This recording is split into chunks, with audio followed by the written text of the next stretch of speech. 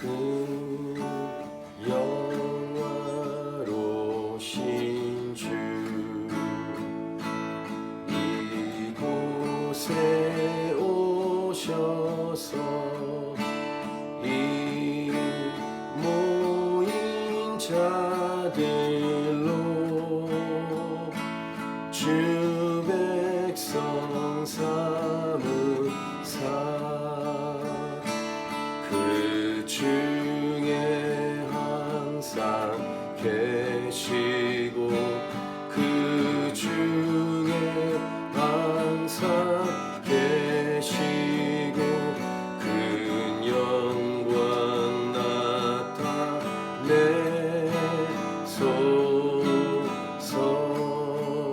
이 백성 기도와 또 예물 드림이 향내와 같으니 곧 받으옵소서. 주 예수 크신 복음을 주 예수 크신 복음을 만 백성 듣게 하소서. 또 우리 자손들 다 주를 기리고 저 성전 돌같이 기나게 하소서. 주 구원하신 능력을 주 구원하신 능력을 늘 끝날까지 주소서. 주 믿는 만민이 참 진리 지키며 옛 성도들같이 주 찬송하다가 저 천국 보좌 앞에서 저 천국 보좌 앞에서 늘 찬송하게 하소서.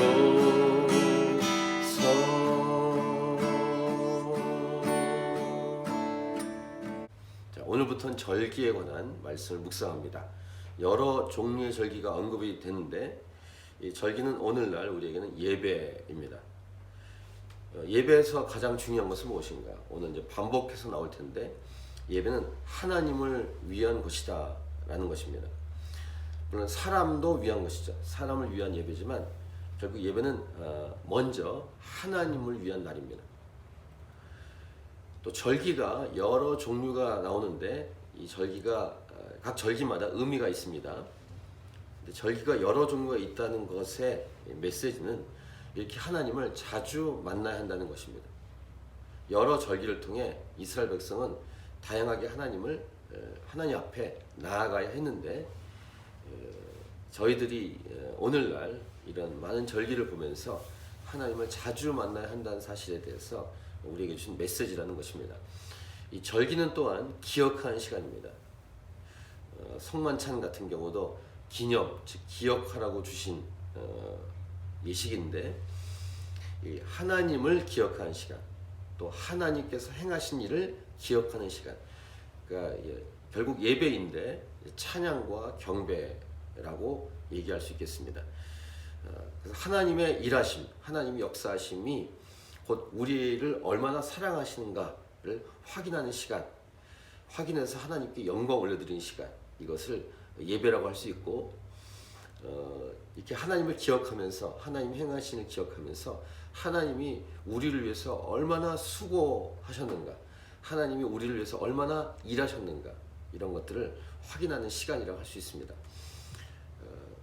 우리를 위한 하나님의 일은 반드시 이루어지는구나 라는 사실을 확인하고, 또 하나 하나님이 행하신 일들을 생각하면서 하나님은 반드시 말씀하시고 그 말씀하신 약속을 지키시는 신실한 하나님이시다 라는 것을 확인하게 됩니다.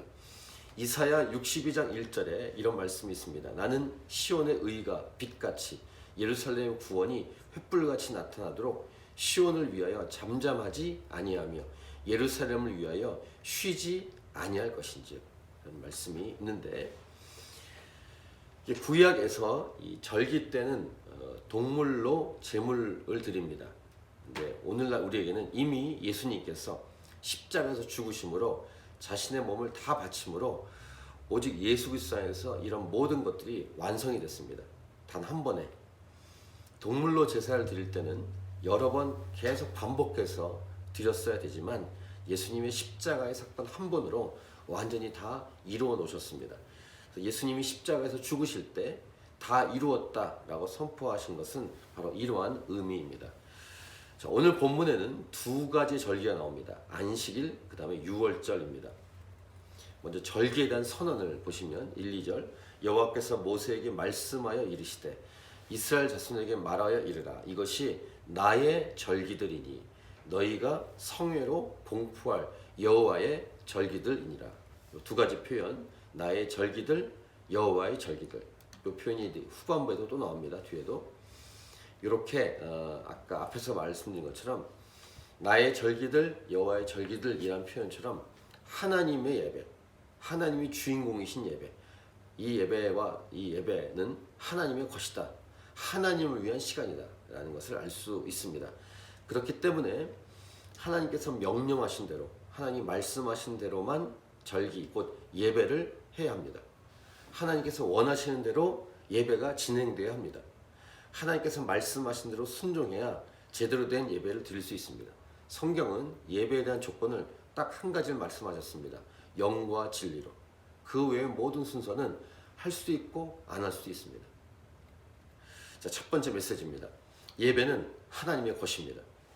두 번째 메시지입니다. 그래서 하나님의 말씀대로 순종해서 예배해야 합니다. 인간의 생각, 인간이 가지고 있는 가치관, 이런 것들을 가미하지 않고 그걸 쓸 수도 있고 사용할 수도 있고 안 할 수도 있지만 가장 중요한 본질은 성경에서 예배를 어떻게 하라고 했는가가 중요합니다. 우리가 이 교회 이름이 되는 가장 중요한 핵심은, 예배에 관한 핵심은 요한복음 4장 23, 24절에 이미 기록이 되어 있습니다. 예배할 때 어떻게 하라? 영과 진리로 예배하라. 이것만 가장 중요한 본질 조건입니다. 물론 이 영과 진리로 예배하라라고 명령했을 때는 전제 조건이 예수님을 믿어야 합니다. 그러니까 예수님 믿는 사람들이 영과 진리로 예배하는 것, 이 조건만 우리에게 주셨습니다. 다시 2절을 보세요. 이스라엘 자손에게 말하여 이르라. 이것이 나의 절기들이니 너희가 성회로 공포할 여호와의 절기들이니라. 여기서 이제 생각해 볼 게 또 있습니다. 6월절도 그렇게 단어가 나올 텐데 성회라는 단어입니다. 성회, 거룩한 모임이라는 말이죠. 이것을 공포할 여호와의 절기들, 성회로 공포할 여호와의 절기들이라고 말하고 있는데 꼭 기억해야 될 것, 하나님의 말씀에 순종하라고 할 때 아주 중요한 내용, 오늘 본문에 나온 중요한 내용은 바로 모이는 것입니다. 함께 모이는 것. 개인으로는 이제 1대1로 하나님과 만나는 큐티이지만 공동체로는 모여야 합니다. 오프라인상으로 모이는 것입니다. 오늘날 현대인들이 정말로 기억해야 될 내용입니다. 순종해야 될 말씀인데 제가 자주 반복해서 인용하는 히브리서 말씀처럼 세상에 물들어가는 교회의 특징은 잘 모이지 않는다는 것입니다. 여러 가지 이유가 있죠. 바쁘다는 이유로. 점점 바쁠 것입니다. 점점 모이지 못할 이유가 생길 것입니다. 교회는 점점 모이지 않는 방향으로, 흐름으로 갈 것입니다. 이것을 반대 정신으로 역으로 올라가서 점점 더 모여야 합니다. 그래서 히브리서 10장 25절 모이기를 패하는 어떤 사람들의 습관과 같이 하지 말고 오직 권하여 그날이 가까움을 볼수록 더욱 그리하자. 이 말씀을 꼭 가슴에 새겨야 됩니다. 자꾸 모이는 것, 자꾸 모이는 것을 더히 말하면 매일 모이는 것, 자주 모이는 것. 세 번째 메시지입니다. 하나님 말씀처럼 예배하려면 오프라인 상에서 모이기를 힘쓰라. 이렇게 세 번째 메시지를 정리해 볼 수 있겠습니다. 자, 3절 같이 읽겠습니다. 3절 시작. 엿새 동안은 일할 것이요 일곱째 날은 쉴 안식일이니 성회의 날이라. 너희는 아무 일도 하지 말라. 이는 너희가 거주하는 각처에서 지킬 여호와의 안식일이니라. 마찬가지로 여호와의 라는 말을 붙이죠. 여호와의 안식일. 마찬가지로 하나님의 것이고 하나님의 예배라는 말인데, 예배의 주인공은 그래서 하나님 한 분이십니다. 어떤 특정한 사람이 될 수 없습니다. 월십 리더나 설교자도 아니고 나이가 많은 사람도 아니고 나이가 적은 사람도 아닙니다. 딱 한 분, 하나님을 위한 예배입니다. 그때 우리도 만족할 수 있습니다. 이것이 예배인데, 안식일을 생각해 볼 때 안식일은 말 그대로 쉬는 날입니다. 근데 아시는 대로 안식일보다 그 다음 날인 일요일, 주의 날을 우리가 지키고 있습니다. 그것은 예수님의 십자가의 죽음과 부활 때문입니다. 그리고 예수님의 십자가의 죽음과 부활로 안식일이든 주일이든 우리가 지키고 모이는 이것은 이 땅에서만 일시적입니다. 무슨 말이냐면 구원을 위해서이기 때문에 주일만 모이고 또는 안식일만 모이고 이렇게 특정하게 모이는 것들은 이제 이 땅을 떠날 때 다 사라집니다. 죽어가는 영혼들은 예수님 믿지 않으면 영원한 안식에 들어가지 못하는 것이죠. 그래서 주의 날은 예배도 하지만 복음을 증거해야 된다는 것을 강조했습니다. 주일은 예배만 강조되는 게 아니라 예배와 함께 예수 복음이 강조돼야 되는 날입니다. 구원 사역이 포함되는 날이 주일입니다. 구약 때는 안식일을 지켰지만 이제 오늘날 우리는 예수님을 통해서 주일을 지킵니다. 예배와 함께 복음을 증거하는 날로 지킵니다.